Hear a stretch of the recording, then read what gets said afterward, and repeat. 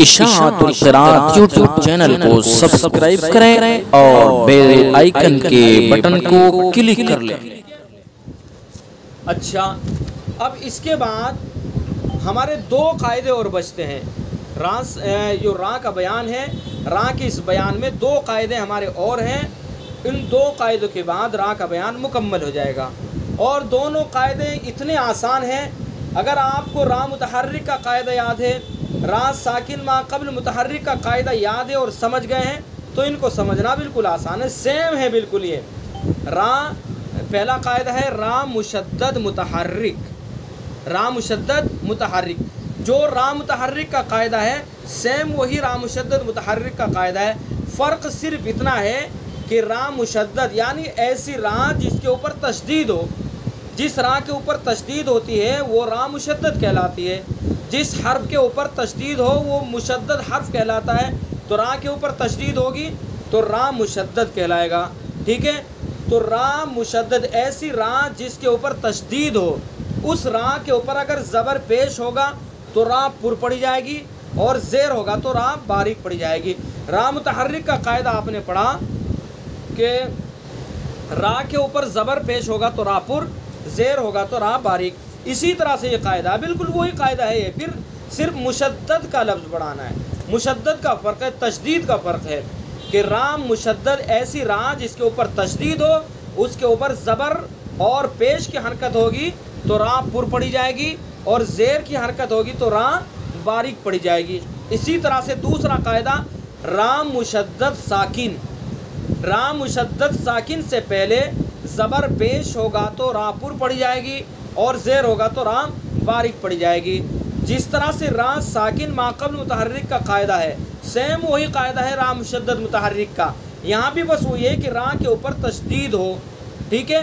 راں ساکن سے پہلے زبر پیش ہوگا تو راں پر پڑی جائے گی، اور زیر ہوگا تو راں باریک پڑی جائے گی۔ بالکل اسی طرح سے قاعدہ یہ ہے کہ راں مشدد ساکن سے پہلے زبر پیش ہوگا تو راں پر پڑی جائے گی، اور زیر ہوگا تو راں باریک پڑی جائے گی۔ اب آئیے اس کو کتاب میں پڑھ لیتے ہیں، پھر کتاب کے بعد آپ کو میں پھر قرآن کے اندر یہ سمجھاؤں گا مثال۔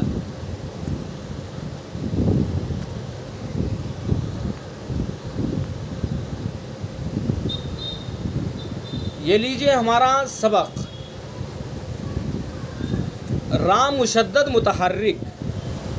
راں مشدد متحرک پر اگر زبر پیش ہوگا تو پر، زیر ہوگا تو باریک۔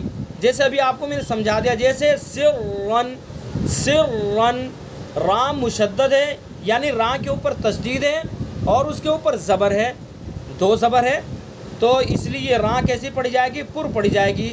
یہ راں مشدد متحرک ہوا۔ دوسری مثال ہے سرن، سرن راں مشدد ہے اور اس کے اوپر پیش ہے، تو اس لیے اس راں کو بھی پر پڑھیں گے۔ اور تیسری مثال ہے دریون، راں مشدد ہے اور اس کے نیچے زیر ہے۔ تو قاعدہ وہی ہے جو راں متحرک والا ہے، بس یہاں تشدید کا فرق ہے۔ جس حرف کے اوپر تشدید ہوتی ہے وہ مشدد کہلاتا ہے، راں کے اوپر تشدید ہوگی تو راں مشدد کہلائے گا، ٹھیک ہے۔ سرن یہ راں مشدد ہے اور اس کے اوپر زبر ہے تو اس لیے راں پر پڑی جائے گی۔ سرن یہ راں مشدد ہے اور اس کے اوپر پیش ہے تو اس لیے راں پر پڑی جائے گی۔ دریون یہ راں مشدد ہے اور اس کے نیچے زیر ہے تو اس لیے یہ راں بھی باریک پڑی جائے گی۔ تو پورے قرآن پاک کے اندر یہ قاعدہ ہوگا کہ جہاں راں مشدد کے اوپر زبر پیش ہوگا تو راں پر پڑی جائے گی، زیر ہوگا تو راں باریک پڑی جائے گی، ٹھیک ہے۔ اور اسی طرح سے دوسرا قاعدہ ہوا راں مشدد ساکن۔ راں مشدد ساکن سے پہلے اگر زبر پیش ہوگا تو پر، زیر ہوگا تو باریک۔ دیکھیے یہ میں آپ کو شروع میں بھی بتلا چکا ہوں کہ راں جہاں بھی پر ہوگی تو راں کو پر کرنے کے لیے دو حرکتیں ہیں، زبر اور پیش۔ حالتیں چاہے بدلیں گی لیکن راں کو پر کرنے کے لیے یہ دو ہی حرکتیں ہوں گی، زبر اور پیش۔ تو جہاں زبر پیش ہوگا چاہے وہ راں کے اوپر ہو، یا راں ساکن سے پہلے ہو، یا راں ساکن ساکن سے پہلے ہو، یا راں مشدد کے اوپر ہو، یا راں مشدد ساکن سے پہلے ہو، تو زبر پیش ہوگا تو راں کو پر پڑھیں گے، اور اگر زیر ہوگا تو راں باریک پڑھیں گے۔ تو وہی قاعدہ یہاں بیان کیا گیا، را مشدد ساکن سے پہلے اگر زبر پیش ہوگا تو پر، زیر ہوگا تو باریک، جیسے مستقر. دیکھیے جب مستقر کے را کے اوپر جو تشدید ہے، دیکھیے میں زوم کر کے آپ کو سمجھاتا ہوں. مستقر، مستقر، اس کے اوپر جب ہم وقف کریں گے تو کیا پڑھا جائے گا؟ مستقر، مستقر، یعنی را مشدد ساکن بن جائے گا. یہ تو قاعدہ ہے پورے قرآن پاک کے اندر کہ جہاں ہمیں وقف کرنا ہوتا ہے، اگر زبر زیر پیش کی حرکت ہوتی ہے تو اس کو ساکن کیا جاتا ہے وقف کی حالت میں. جیسے یہاں یہ را ہے، را کے اوپر پیش ہے، تو اگر ہم یہاں پر وقف کریں گے تو را کو ساکن کر دیں گے. لیکن ایک تو دیکھیے ساکن کرنا یہ ہوا، ہم نے مستقر پڑھا، مستقر. اگر مستقر پڑھا تو یہ صرف را ساکن ہوا اور یہ غلط ہو جائے گا. چونکہ یہاں را کے اوپر تشدید ہے، را مشدد ہے، تو اس لیے تشدید کے ساتھ پڑھا جائے گا، مشدد بھی ہوگا اور ساکن بھی ہوگا. کس طرح سے؟ مستقر، مستقر، مستقر، اس طرح سے. تو یہ را مشدد ساکن ہوا، اس سے پہلے قاف کے اوپر زبر ہوا. اسی طرح سے اگلی مثال لا یضر، اگر اس کے اوپر وقف کریں گے تو را مشدد ساکن بنے گا، اگر وقف نہیں کریں گے تو را مشدد ساکن نہیں بنے گا بلکہ را مشدد کیا بن جائے گا؟ بولیے آپ ذرا بولیے. لا یضر، اگر ہم نے اس کے اوپر وقف نہیں کیا تو یہ کون سی را ہوگی؟ را مشدد متحرک بنے گی نا. یہ دیکھیے اگر ہم نے وقف نہیں کیا تو اس کے اوپر حرکت ہے، حرکت پڑھی جائے گی لا یضر، ایسے پڑھیں گے نا لا یضر، پیش کی حرکت پڑھ دی تو را مشدد متحرک ہوا. اب اگر وقف کر دیا تو پھر را مشدد ساکن بن جائے گا لا یضر، لا یضر.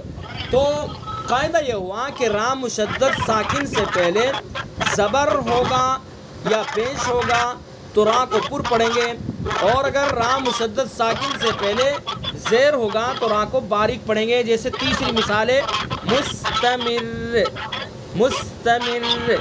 یہ بھی جب اس کے اوپر وقف کریں گے، مائک بند کر دیے، کسی کا مائک کھلا ہوا ہے، آواز ٹکرا رہی ہے. مستمر، تو را کو ساکن کریں گے تو را مشدد بنے گا مستمر. ٹھیک ہے. اگر ہم را کو یہاں پر ساکن نہیں کریں گے، وقف نہیں کریں گے، تو پھر را مشدد متحرک بن جائے گا. اور جب را مشدد متحرک بنے گا تو پھر یہ را کیسی پڑھی جائے گی؟ یہ پھر پر پڑھی جائے گی مستمرون، مستمرون. چونکہ اب قاعدہ بدل گیا، اب را مشدد متحرک ہو گیا، اور را مشدد متحرک کا قاعدہ ہے کہ زبر پیش ہوگا تو پر، تو یہاں پیش ہے تو اس لیے را کو پر پڑھیں گے. اور اگر ہم نے اس کے اوپر وقف کیا تو ساکن بن جائے گا، اور جب ساکن بن جائے گا تو پھر قاعدہ بدل جائے گا. اب را مشدد ساکن ہے، را مشدد ساکن سے پہلے میم کے نیچے زیر ہے تو اس لیے را کو باریک پڑھیں گے. تو قاعدہ یہ ہوا کہ را مشدد ساکن سے پہلے اگر زبر پیش ہوگا تو پر پڑھیں گے، زیر ہوگا تو باریک پڑھیں گے. جیسے مستقر، لا یضر، مستمر. ان مثالوں کے علاوہ آپ قرآن پاک کے اندر ان مثالوں کو اور اچھی طرح سے سمجھ لیجئے. میں قرآن پاک اسکرین پر آپ کے دیکھیے، آپ کے سامنے ہے سورۃ القیامہ، لا اقسم بیوم القیامہ. اس کے نیچے آئیے،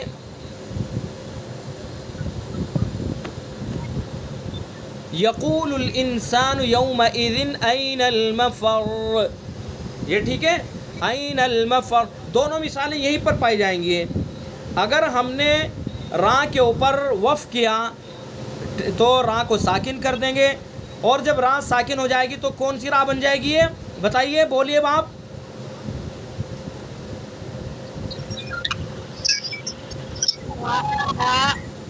را مشدد ساکن بن جائے گی. این المفر، این المفر. را مشدد ساکن ہو گئی. را مشدد ساکن سے پہلے فا کے اوپر زبر. اگر ہم نے اس کے اوپر وقف نہیں کیا بلکہ وصل کیا، این المفر کلا، این المفر، تو یہ را مشدد متحرک ہو گیا. یعنی دونوں قاعدے ہم یہیں پر بنا سکتے ہیں. वफ़ करेंगे तो रा मुशद्दद साकिन वाला कायदा बन जाएगा, और वस्ल करेंगे तो रा मुशद्दद मुतहर्रिक वाला कायदा बन जाएगा। ठीक है। इसी तरह से दूसरी मिसाल है नीचे, इला रब्बिका यौमइज़िनिल मुस्तक़र। ये तो कुरान पाक उसके अंदर किताब के अंदर जो मिसाल दे करके समझाया गया आपको वही है। ठीक है। तो बहरहाल आप समझ गए होंगे, रा मुशद्दद साकिन से पहले ज़बर पेश होगा तो रा को पुर पढ़ेंगे, और ज़ेर होगा तो रा को बारीक पढ़ेंगे। तो ये दोनों कायदे हैं। अब यहाँ पर रा का बयान मुकम्मल हो चुका है। रा के इस बयान को आपको अच्छी तरह से याद करना है। एक मरतबा फिर मैं आपको बतला दूँ, जो रा मुतहर्रिक का कायदा है सेम वही रा मुशद्दद मुतहर्रिक का कायदा है, फ़र्क सिर्फ तशदीद का है। तो कायदा क्या हुआ कि रा मुशद्दद पर ज़बर पेश होगा तो रा पुर पढ़ी जाएगी, ज़ेर होगा तो रा बारीक पढ़ी जाएगी। ठीक है। और दूसरा कायदा हुआ रा मुशद्दद साकिन। रा मुशद्दद साकिन से पहले अगर ज़बर पेश होगा तो रा को पुर पढ़ेंगे, और अगर ज़ेर होगा तो रा को बारीक पढ़ेंगे। जैसे अभी आपको बहुत अच्छी तरह से मैं समझा चुका हूँ, कुरान पाक के अंदर भी आयत के ज़रिए मैं आपको समझा चुका हूँ। तो ये रा का बयान यहाँ पर मुकम्मल हो चुका है।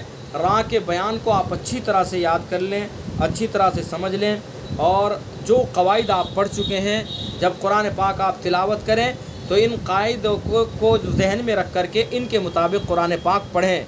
इंशाअल्लाह अब ईद के बाद जो है सूरतों की मश्क का भी सिलसिला शुरू करेंगे, और उसके अंदर कवायद का इजरा भी होता रहेगा।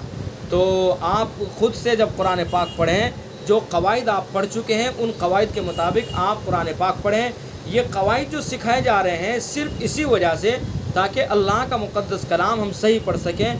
तो चाहे हम वक्त निकाल करके 10 मिनट या 15 मिनट हम जब बैठें तो कुरान पाक जब हम तिलावत करें, जो कवायद हमने पढ़ लिए, मखारिज पढ़ लिए हमने, अलिफ हमज़ा का फ़र्क पढ़ लिया, पुर और बारीक हरफ़ों का बयान पढ़ चुके हैं, और तफसील से पढ़ चुके हैं, कौन से हरफ पुर पढ़े जाते हैं वो पढ़ चुके हैं, कौन से बारीक वो पढ़ चुके हैं। तो कुरान पाक के अंदर देख करके उनके मुताबिक जो कवायद हैं उन कवायद के मुताबिक कुरान पाक को हम पढ़ें। ठीक है। तो इंशाअल्लाह अब इसके बाद नून साकिन और तनवीन का बयान शुरू होगा, वो ईद के बाद शुरू करेंगे। अब ये समझिए एक हफ़्ते की छुट्टी रहेगी, तो ईद के बाद इंशाअल्लाह फिर से क्या अपने असबाक शुरू करेंगे और नून साकिन और तनवीन का बयान शुरू करेंगे। इशाअतुल क़िराअत यूट्यूब चैनल को सब्सक्राइब करें और बेल आइकन के बटन को क्लिक कर लें।